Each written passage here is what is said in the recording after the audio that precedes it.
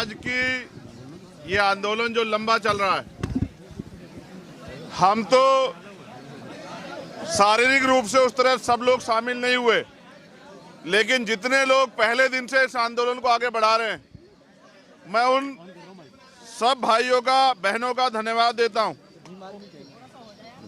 आशुतोष भाई, मेरी गैर हाजिरी में वीर सिंह जी, नेहा, मनोज जी, बाल मुकुंद जी, संजीव तोमर जी, महमूद भाई, और आज की हमारी नेता। और मैं तो इसको मना कर रहा हूँ, नौकरी वोकरी के चक्कर पे मत पड़ो, न्याय के चक्कर में। नहीं, न्याय तो मिल ही जाएगा। न्याय देने वाले हाथ अपने मजबूत करो। मैं तो इससे कहूंगा, सार्वजनिक रूप से कहूंगा कि ऐसी धारदार आवाज को पार्लियामेंट में होना चाहिए। जो बात वो सड़क से इतनी मजबूरी उठा सकते, अगर पार्लियामेंट में होगी तो शायद जवाब देना मोदी जी को भी और उनके चमचों को भी भारी पड़ जाएगा, ऐसा मुझे लगता। मैं उनकी हर बात से सहमत हूं, हर मांग से सहमत हूं। इनकी एक बात से असहमत हूं। इन्होंने कहा कि हम जमीन पे बैठ के उनसे बात करेंगे। हम नहीं बैठेंगे जमीन पे, हम बैठेंगे कुर्सी पे। इस कुर्सी पे बैठने का अधिकार इस संविधान ने हमें दिया है, क्योंकि ये वकील हैं, अनुशासित है, इसलिए हमें कोशिश करते हैं कि हमारे आंदोलन को कोई परेशानी ना हो। ये सच है, आंदोलन को कुचलने के लिए सरकार तरह तरह के हथकंडे अपनाएगी, लेकिन याद रखो, ये भी रोटी खाते हैं, हम भी रोटी खाते हैं। हम किसी भी कीमत पे अपने आंदोलन को पीछे हटने नहीं देंगे। दूसरी बात, मैंने एक मांग की थी कि जो लोग सड़क पे हैं उनको आने दिया जाए। मेरा ऐसा विश्वास है कि हमारी बात को सुना गया होगा। अब हम जो आगे की हमारी तैयारी है, हम लोग उस पर चलेंगे। और फिर आपसे कह रहा हूं, एक दिन में कोई लड़ाई नहीं जीती जाती, कोई लड़ाई नहीं। अभी तो आप ये चाहते हो कि वो गिरफ्तार हो जाएं, अभी तो उनको सजा मिलेगी। अभी लड़ाई बहुत लंबी है। हमारे लोग एक बार में सोच लेते कि लड़ाई खत्म हो गई। अभी आपको कई बार अपनी ताकत का प्रदर्शन करना पड़ेगा। और मैं एक और छोटी बात कहता हूं, छोटी इसलिए कह रहा हूं क्योंकि बड़ी बात कह के कुछ होता नहीं है। अगर आज से काम नहीं चलेगा तो फिर हमें अपनी ताकत दिखाने के हम पे बहुत सारे तरीके आते हैं। हमने ये ताकत जामा मस्जिद पे भी दिखाई है, हमने ये ताकत सतगुरु रविदास जी महाराज के जब गुरु घर टूटा उसमें भी दिखाई है, हमने ये आदत अभी 21 तारीख को भी दिखाई थी। और अगर दोबारा दिल्ली उस ताकत को देखना चाहती है तो दिल्ली का स्वागत, दोनों हाथ से स्वागत है। इतिहास गवाह है, इतिहास गवाह है, जिस दिन हम दिल्ली आते हैं ताकत से, उस दिन के बाद दिल्ली में अच्छे अच्छों के दांत खट्टे हो जाते हैं। मैंने इसको मना किया, मैंने मना किया कि मैं घोषणा नहीं करूंगा, वरना यूनिवर्सिटी की हो जाएगी छुट्टी और धारा लग जाएगी 144 और दिल्ली में मना हो जाएगा कि भाई कुछ नहीं करना। अभी तो सिर्फ ये बताने के लिए है कि इसको देखो, असल लड़ाई उस दिन है।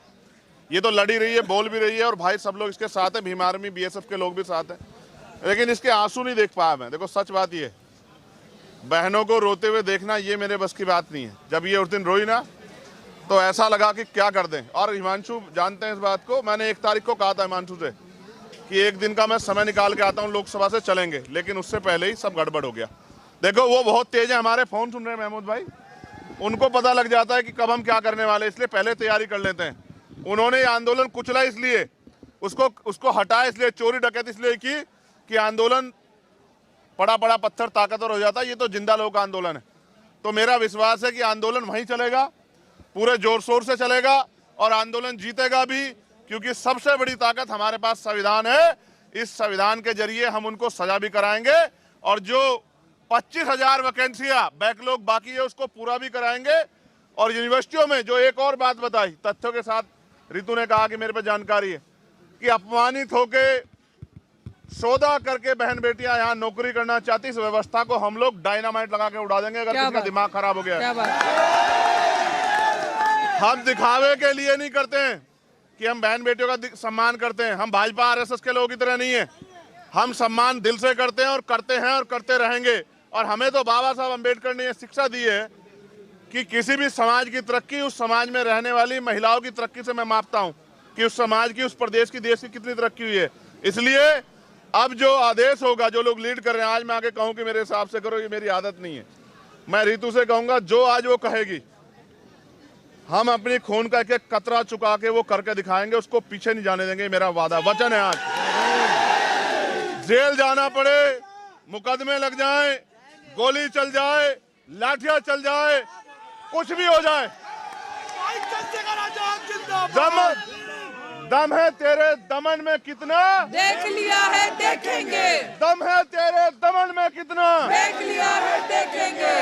सरफरोशी की तमन्ना अब हमारे दिल में है, देखना है जोर कितना बाजुए का दिल में है।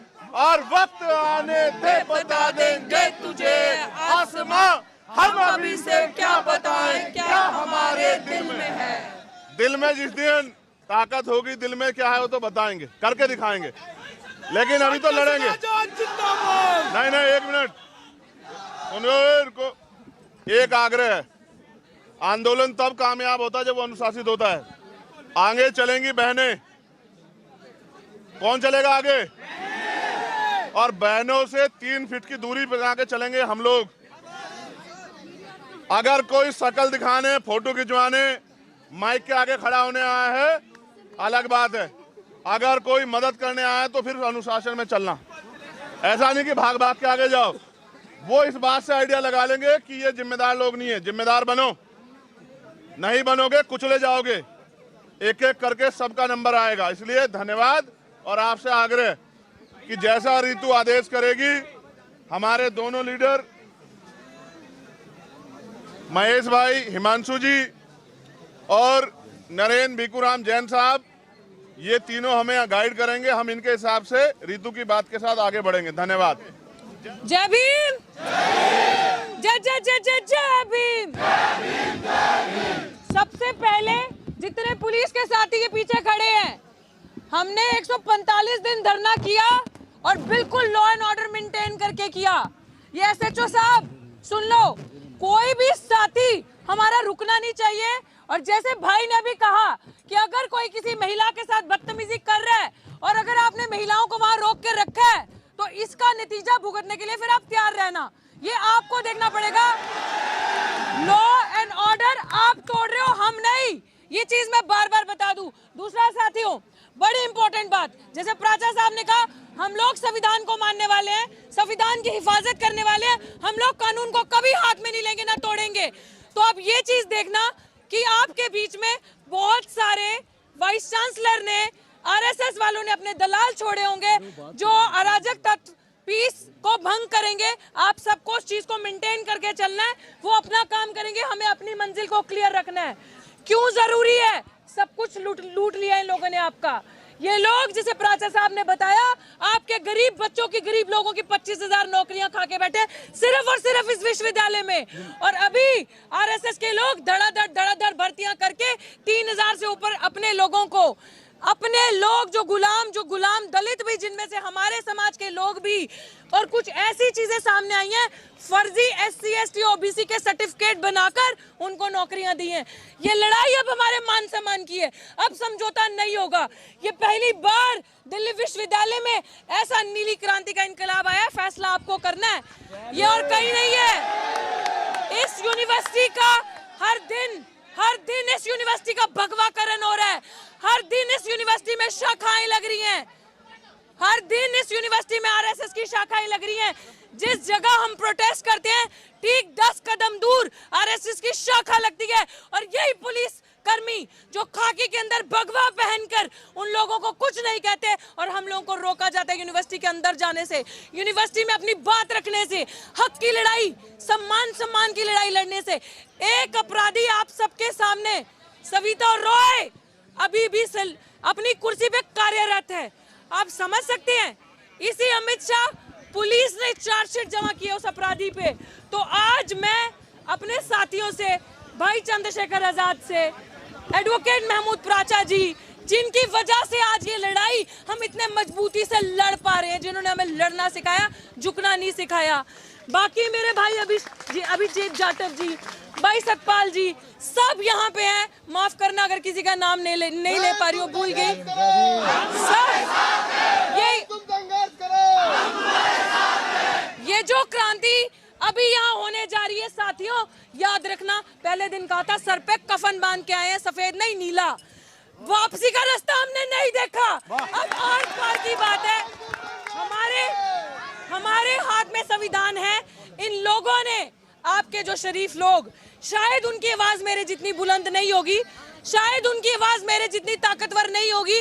पता नहीं क्या मजबूरी होगी उनकी कि अगर 10 लोगों का परिवार है तो एक इंसान कमाने खाने वाला है। उन लोगों की थाली से निवाला छीना इन लोगों ने। 22-22 साल, 15-15 साल, 10-10 साल से पढ़ाते लोग दिल्ली विश्वविद्यालय में इन्होंने निकाल दिया क्योंकि उनका कोई माई बाप नहीं था इंटरव्यू में बैठा हुआ, उनके पास पैसे नहीं थे देने के लिए। और एक बड़ी खबर पूरे सबूतों के साथ मैं आपको बताती हूँ भाई, आपके भी संज्ञान में ला रही हूँ। एक रामजस कॉलेज, इस लाल बत्ती पे रामजस कॉलेज में चेयरमैन के साथ सेटिंग करके सब सबूत है हमारे पास। वो काम हम नहीं कर सकते। हमारे बाबा साहब ने बोला है संघर्ष करो, शिक्षित बनो, पढ़ो लिखो। हम नहीं किसी को फोन कॉल आधी रात को 1800 फोन कॉल करके और हम नौकरी लें। हमारे अंदर वो चीजें नहीं है। हम गुलामी नहीं करेंगे, हम अपने कैरेक्टर से समझौता नहीं करेंगे। लेकिन यहाँ पे इस तरीके से नौकरियां दी जा रही हैं, इस तरीके से पैसे से और महिलाओं के मान सम्मान से खेलकर। और हमारे मान सम्मान की लड़ाई हम लड़ेंगे। हम अपनी किसी भी बहन को ऐसा गंदा काम करने के लिए मजबूर नहीं होने देंगे एक नौकरी लेने के लिए। ये भाई आप लोगों पे प्राचार्य साहब जिम्मेदारी है। मैं इसके पूरे तथ्य आपको दूंगी कि किस तरीके से महिलाओं को मेंटली और सेक्सुअली एक्सप्लॉइट करके यहाँ पे नौकरियां दी जा रही हैं। तो मैं चाहती हूँ, अरे रुक जाओ रे, रुक जाओ, ये नहीं, ये चीज आपको समझने की जरूरत है कि आपकी बहन बेटी की जहां बात आती है उसके ऊपर हम कुछ नहीं समझेंगे, क्योंकि बाबा साहब ने एक ही चीज कही थी कि मैं उस समाज की तरक्की तब समझूंगा उस समाज की महिलाओं ने कितनी तरक्की की है। और आज अगर महिलाओं ने ये बेड़ा उठाया है तो मैं कहती हूँ कि मजबूरी है सबकी, जितने भी हमारे समाज के पुरुष हैं, भाई हैं, कि साथ कंधे से कंधा मिला के आगे आकर देना है। और आज जब तक वाइस चांसलर को यही पुलिस वाले बाहर नहीं लेकर आते, और ये पुलिस का फर्ज बनता है कि जहां पे संवैधानिक तरीके से प्रोटेस्ट हो रहा हो और संविधान को आगे रख के उसकी पालना करके मान रहे हो, तो ये रास्ता खुद खाली करेंगे। SHO साहब, DCP, ACP सब जाके वाइस चांसलर को बाहर लाएंगे और बताएंगे एक अपराधी को किस तरीके से उन्होंने अभी तक कुर्सी पे कार्यरत रखा हुआ है। यही आप सबसे कहूंगी, पीस को मेंटेन करके रखना है और हम इसी दरवाजे से अंदर जाएंगे। 4 नंबर गेट पे बंद ताले, भाई ताले बंद है हमारे लिए, प्राचार्य साहब ताले बंद है वहां पे हमारे लिए, समझ लीजिए आप। वो ताले हमें देख के बंद होते हैं। जब साथी आशुतोष या मेरे जैसे लोग जब वहां पहुंचते हैं विश्वविद्यालयों में तो वो ताले लगा दिए जाते हैं। मतलब हम नहीं जा सकते अंदर विश्वविद्यालयों की। ये हालत है दलित आदिवासी की।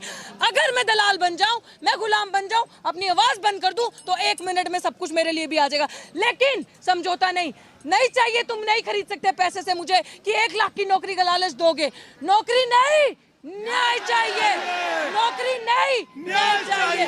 और इनकी औकात क्या है हमें नौकरी देने की? ये लोग हमें NFS करते हैं, नॉट फाउंड सूटेबल।